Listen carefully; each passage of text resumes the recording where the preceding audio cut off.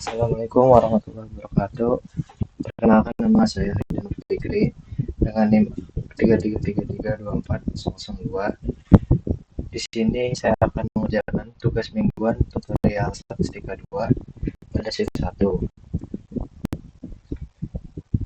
Untuk soalnya itu ada yang pertama, jelaskan apa yang dimaksud dengan uji hipotesis secara sederhana.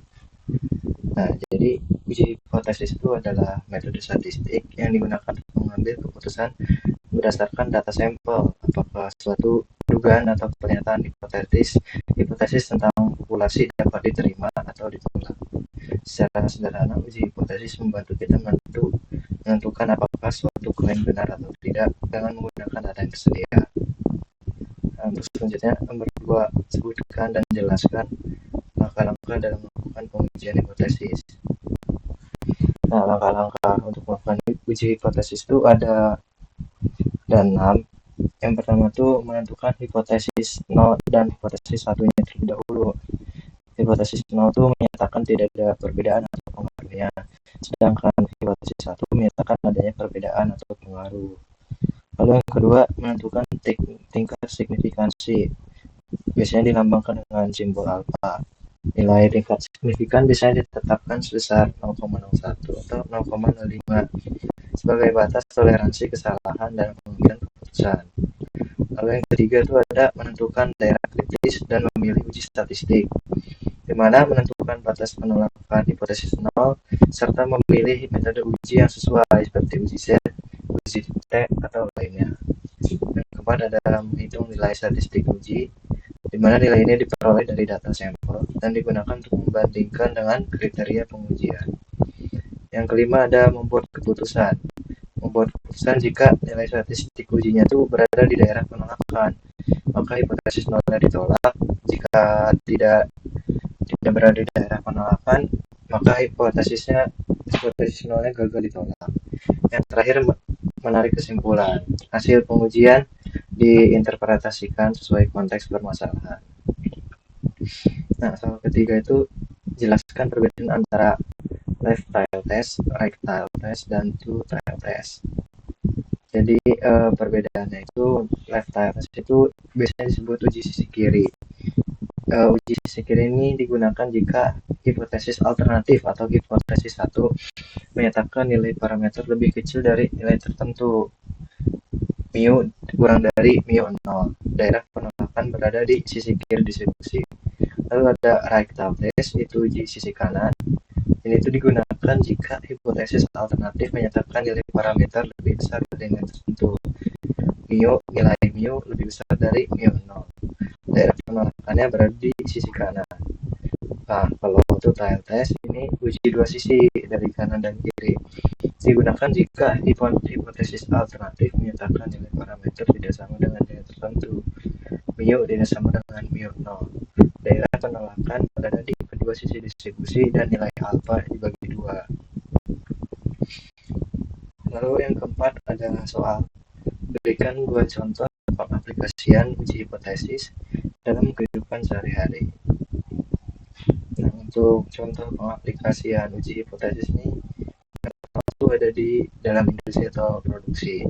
Biasanya perusahaan ingin memastikan apakah produk sudah sesuai standar yang ditetapkan atau belum. Makanya data sampelnya ini diambil untuk menguji apakah terjadi perbedaan dari standar tersebut. Lalu yang kedua itu ada dalam bidang kesehatan. Biasanya peneliti menguji apakah suatu obat memberikan efek yang berbeda dibandingkan kondisi sebelumnya. Misalnya apakah dosis baru lebih efektif atau tidak berdasarkan data pasien. Nah, lalu untuk nomor 5, sebuah perusahaan produsen gula pasir menetapkan bahwa berat rata-rata isi bersih produknya adalah 1000 gram per kemasan. Untuk mengevaluasi kestabilan proses pengemasan, diambil 36 kemasan secara acak. Dari hasil penimbangan diperoleh rata-rata berat sampel 1020 gram. Diketahui bahwa standar deviasi populasi sebesar 60 gram dengan tingkat signifikansi 5%.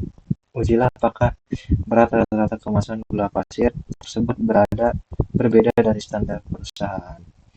Dan soalnya termasuk UTR. Nah, untuk soal nomor 5 ini kita selesaikan di kita selesaikan di software RStudio. Nah, ini untuk software RStudio-nya. Pertama-tama kita masukkan dulu input datanya dulu, input data yang diketahui dari soal. Dimana untuk menentukan hipotesisnya itu H0 O-nya itu sama dengan 1000, yaitu berat rata-rata gula sesuai standar perusahaan. Kalau H1 dan titik 2 ml sama tidak boleh lebih dari 1000, tidak boleh 1000, maka berat rata-rata gulanya tidak sesuai standar. Nah, kita input datanya di mana M-nya 1000, X bar 1020, dan standar deviasinya 60. Lalu kita run aja input datanya.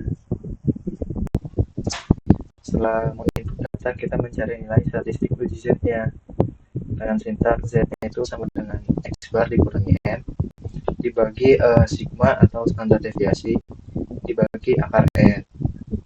Nah, kita tinggal print Z-nya untuk mengetahui nilai statistik uji Z-nya. Dimana nilai statistik uji Z-nya itu didapat 2. Nah, selanjutnya kita mencari nilai kritisnya tentang nilainya.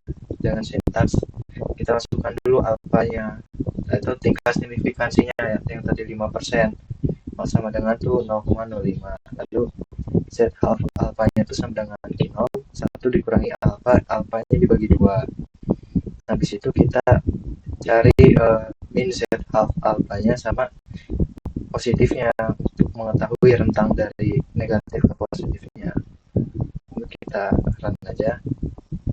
Nah, dan ketemu hasilnya itu di min 1,959 sampai 1,959. Ini rentang nilai kritis si Z-nya. Oke, jadi segitu, cukup sekian dari saya. Apabila ada salah kata mohon maaf. Assalamualaikum warahmatullahi wabarakatuh.